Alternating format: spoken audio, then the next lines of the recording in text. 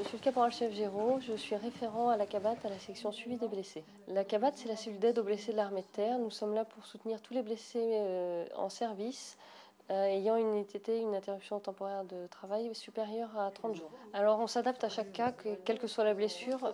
Nous avons un tronc commun, un suivi administratif qui est commun à chacun, mais chaque blessé a ses particularités, il rencontre des petits problèmes différents. On s'adapte. D'accord. Notre quotidien, c'est beaucoup d'appels avec les blessés et leurs familles pour prendre des nouvelles, savoir comment ils s'en sortent dans leur démarche, faire un point, les guider au mieux. C'est un travail administratif, mais c'est aussi et surtout un travail humain, puisque le contact téléphonique ou le contact visuel, c'est la majeure partie de notre travail. On fait beaucoup d'écoute, surtout avec les syndromes post-traumatiques. Les entretiens peuvent être très longs, parfois 1 heure ou 2. Les personnes que nous suivons ne souhaitent pas toujours avoir un lien avec l'armée, mais la CABAT est souvent considérée un petit peu à part. Nous ne sommes pas les unités, nous ne sommes pas des personnels civils, nous sommes un petit peu en dehors de tout ça. Et nous sommes là dans la durée. C'est surtout ce qui fait la différence. 10 ans après, 15 ans après, le blessé peut nous retrouver. On garde contact avec le blessé tant qu'il a besoin de nous. Pour certains, ça peut durer des années pour des projets de reconversion dans le milieu civil notamment. Je pense à Monsieur Bach, avec qui on est toujours en contact et qu'on a épaulé dans ses démarches. Oui, dès le début, la CABAT m'a pris en charge. Donc dès le début, ça veut dire à l'hôpital. À l'hôpital, ils viennent nous voir, ils prennent de nos nouvelles, aussi bien pour avoir des cartes d'invalidité, comment savoir comment on va faire pour se loger, enfin des questions de la vie de tous les jours.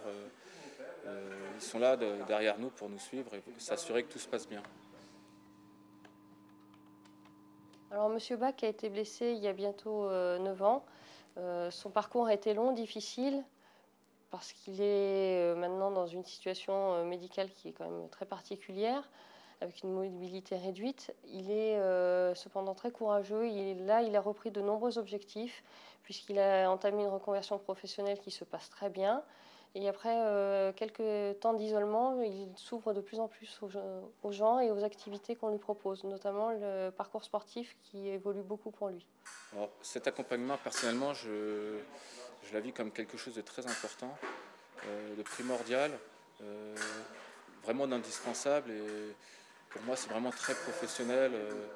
Chaque cas est étudié. Il n'y a pas de cas global. On n'enveloppe pas les gens dans un type.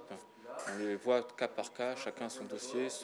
Chacun a un représentant légal à qui il peut poser des questions. Et vraiment, c'est un très bon suivi. Ouais.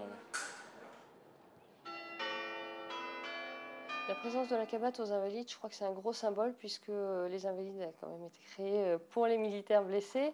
Il y a toujours une partie hôpital, dans laquelle nous nous rendons de temps en temps pour rendre visite au personnel hospitalisé. Et puis c'est le panthéon du soldat, dans lequel nos frères d'armes qui partent passent. Donc c'est aussi un moyen de leur rendre hommage au quotidien.